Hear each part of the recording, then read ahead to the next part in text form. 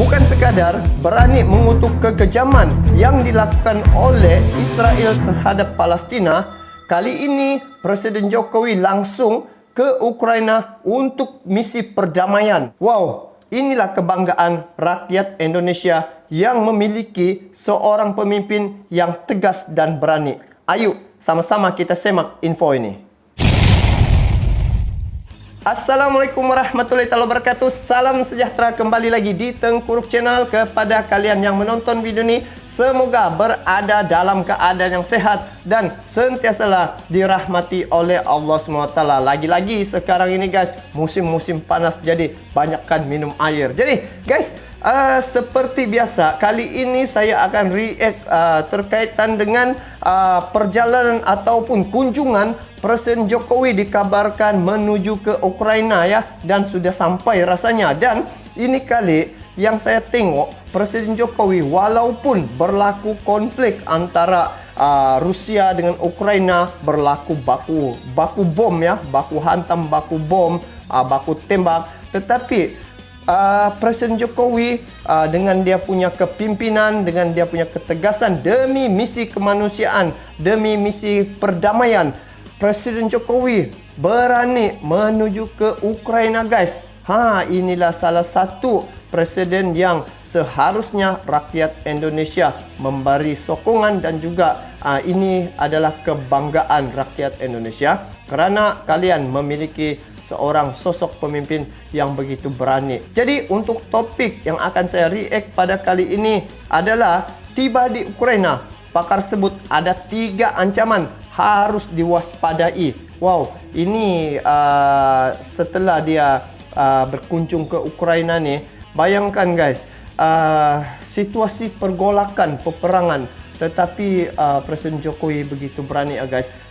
Ini yang rasa sedih jugalah apabila dia punya tapuk pemerintahan tidak lama lagi berakhir. Dia menjawab sebagai presiden. Tapi apapun, inilah momen-momen yang dilakukan oleh Presiden Jokowi rasanya ketika dia masih berkuasa. Jadi langsung saja kita semak video ini. Dan untuk makluman anda, ini video saya tengok dari channel Indo Magazine ya guys. Jadi kepada kalian yang menonton video ini, sama-sama kita support ini channel Indo Magazine dengan memberi like, komen, dan bagi yang belum subscribe guys, boleh subscribe ini channel Indo Magazine, sebab dia punya channel nih guys banyak mengongsi info-info yang tepat dan padat guys. Jadi langsung saja kita lihat ini video, apa dia punya inti ataupun apa dia punya info guys. Jadi yuk langsung kita tengok video ini. Presiden Joko Widodo dan rombongan terbatas tiba di peron 1 Stasiun Sentral Kiev, Ukraina sekitar pukul 8.50 waktu setempat. Oh, dorang naik kereta api ya. Oh, disambut dia. Hey, halo Indomax, Indo Magazines. Nah, seperti yang kalian tahu, Presiden kita Pak Jokowi telah berangkat ke Ukraina, bos. Menggunakan kereta api luar biasa yang disiapkan pemerintah Ukraina untuk membawa rombongan Presiden Jokowi ke kota Kiev, Ukraina. Dan terkait hal ini, sebenarnya sudah ada 10 personel tim advance yang bertugas memastikan keamanan sebelum Pak Jokowi datang. Artinya, 10 prajurit ini pun sudah bersiap siaga memastikan keamanan lokasi dan menetralisir ancaman sebelum rombongan Presiden datang ke lokasi, bos. Nah, terkait hal ini, seorang direktur The Indonesia Intelligence Institute pun menyatakan bahwa ternyata ada 3 resiko ancaman yang perlu diwaspadai para pasukan pengamanan presiden atau pas pampres dan komunitas intelijen Indonesia yang mengawal. Nah, ancaman apa sajakah itu? Setelah ini kita bahas, bos. Oke, berita pertama datang dari kunjungan Pak Jokowi ke Ukraina dan Rusia. Pak Jokowi pun saat ini diketahui telah ke Ukraina, bos. Bahkan dalam kunjungan itu, beliau pun dikabarkan membawa bantuan kemanusiaan untuk rakyat Ukraina. Oh, inilah yang saya tengok Indonesia nih, bukan saja di Palestina, mana-mana negara yang memerlukan misi kemanusiaan, Indonesia banyak memberi bantuan-bantuannya. Bayangkan sejak kalau macam di Palestina, sehingga kan ada rakyat Indonesia sendiri menjadi sukarelawan untuk misi kemanusiaan di Palestina. Kalau tidak silap nama orang tu Onim Abdillah. Itu dia membuat misi kemanusiaan untuk membantu rakyat di Palestina. Jadi ini menteri ataupun presiden sendiri turun padang ni artinya dia sendiri turun ke kawasan lokasi untuk memberi misi bantuannya kemanusiaan. Nah, beginilah yang kita tengok yang harus dicontohi presiden macam ini. Seperti video admin kemarin, ada 39 pasukan elit yang mengawal kunjungan Presiden Indonesia ini, di mana 10 prajurit pun diketahui telah berangkat duluan sebagai tim advance yang bertugas memastikan keamanan dan menetralisir area sebelum Pak Jokowi datang ke Ukraina. Daripada 39 tu 10 orang sudah standby di Ukraina untuk memantau ya bagaimana situasi di Ukraina. Jadi di sini keselamatan Presiden Jokowi begitu dijaga rapi ya. Dia ni seorang presiden, jadi presiden kena dijaga dengan dari segi keselamatan tu. Jadi 29 tu lagi yang akan terkait hal ini dikutip dari beberapa sumber berita berikut. Menurut Direktur The Indonesia Intelligence Institute, yaitu Bapak Ridwan Habib, mengatakan ada 3 resiko ancaman yang harus diwaspadai para pengawal nyawa presiden ini, bos. Di mana resiko pertama adalah teori keamanan collateral damage atau dampak yang tidak disengaja. Beliau pun kemudian mencontohkan seperti rudal yang tiba-tiba jatuh 5 km dari istana presiden Ukraina pada hari Minggu 26 Juni pagi kemarin, bos. Ada rudal jatuh ya di istana kepresidenan Ukraina. Itu real alias nyata dan bukan sekedar contoh. Tentu kita tidak ingin pada saat Pak Jokowi dan Presiden Ukraina bertemu, hal seperti ini malah terjadi. Rudalnya memang belum tentu ditujukan kepada Pak Jokowi, bos. Namun karena beliau berada di kota yang sama, maka bisa saja terjadi collateral damage atau dampak yang tidak disengaja. Dan ini namanya peluru sesat. Diorang tidak tahu, bukan sebenarnya untuk Presiden Jokowi, tetapi ialah rudal ni kan sebarang ya dilancarkan. Jadi takut ketika rudal itu jatuh di kawasan mungkin tempat Jokowi. Tapi harap-harapnya tidaklah kan guys. Ini adalah ancaman resiko keamanan primer yang harus diwaspadai oleh para pengawal nyawa Pak Jokowi. Kemudian ancaman kedua, ada info seumpama ni.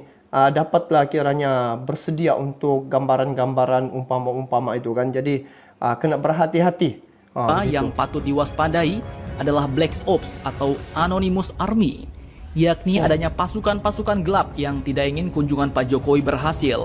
Bisa saja pada saat bertemu Pak Jokowi malah dibidik sniper, bos. Dan itu yang ini mungkin bukan sekadar daripada Ukraina, kemungkinan tentera-tentera upahan ya, mungkin negara-negara lain, negara-negara asing mengupah tentera untuk mengancam Jokowi di situ.